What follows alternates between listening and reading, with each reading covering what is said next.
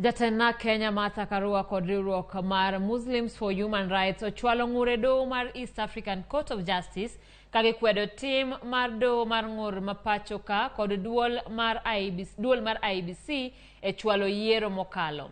E andika mane ogol kawuono, Karua kod Muhuri ne odhi ataro mar demokrasia mapacho ka kendo dhi e tok ratich jopiny e yango William Ruto kaka jaloch e yiero madwe mar 8.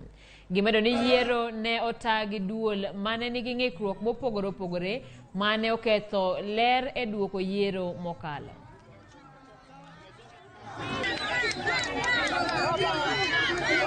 Asanteni sana, barikiweni.